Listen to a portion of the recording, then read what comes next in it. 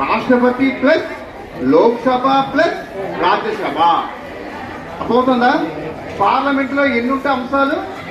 ముగ్గురు ఉంటారు. ఎవరెవరు ఉంటారు? ముగ్గురును. రాష్ట్రపతి, లోక్సభ, రాజ్యసభ. ఈ మూడు ఉంటేనే పార్లమెంట్ అంటారు. అర్థమవుతుందా? అలాగే లోక్సభకి రాజ్యసభకి కూడా వాళ్ళు కూడా చైర్మన్ ఉంటారు. లోక్సభ చైర్మన్, రాజ్యసభ చైర్మన్ అంటారు. వీళ్ళ సమక్షంలో లోక్సభ సభ్యులను మనం ఏం పిలుస్తామంటే, లోక్సభ సభ్యులను మనం ఏం పిలుస్తామంటే పార్లమెంట్ సభ్యులు అంటాం. అంటే లేదా లోక్సభ సభ్యులు అంటాం. ఎందుకంటే వాళ్ళు ప్రత్యక్షముగా మన యొక్క ఎలక్షన్స్ లో ఓటర్ల ద్వారా ఎన్నికైన ఎవరైతే ఉంటారో ప్రజలు, వారి ద్వారా ఎన్నికవుతారు. కాబట్టి లోక్సభ సభ్యులందరినీ కూడా ప్రజాప్రతినిధులు డైరెక్ట్ గా మనం.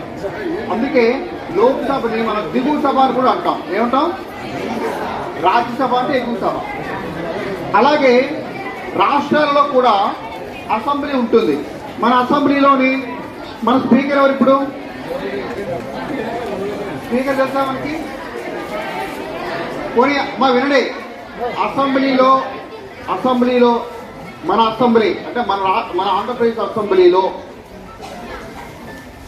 ఇప్పుడు ఎలా అయితే లోక్సభ ద్వారా వచ్చిన మినిస్టర్స్ కానీ లేదా మన లోక్సభ సభ్యులు ఎలా అయితే ఎన్నిక కాబడతారో వాళ్ళ ద్వారా కొంతమంది క్యాబినెట్లు అంటే మంత్రులను క్యాబినెట్ అంటారు. మంత్రుల యొక్క సమూహాన్ని ఏమంటారు? క్యాబినెట్ అంటారు. ఆ మంత్రులు ఇప్పుడు దానికి మన జిల్లా తీసుకున్నట్లయితే సత్యసాయి జిల్లా. మన జిల్లా సత్యసాయి జిల్లాలో మనకి ఎవరుంటారు? ఒక ఎమ్మెల్యే ఉంటారు. ఉన్నారా? మన ఎమ్మెల్యే గారి పేరేంటి?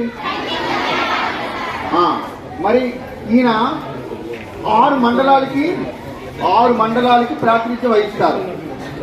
దీనిని ప్రాదేశిక నియోజకవర్గం అంటారు. దీన్ని ఏమంటారు?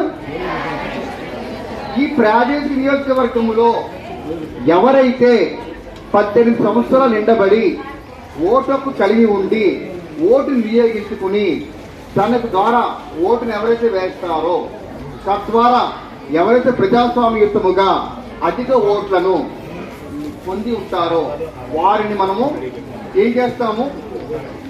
వెంటనే మళ్ళీ ప్రభుత్వం వారు లేదా ఎమ్మెల్యే అనే ఒక రకమైన గెలుపుని మనకి తెలియజేస్తాం.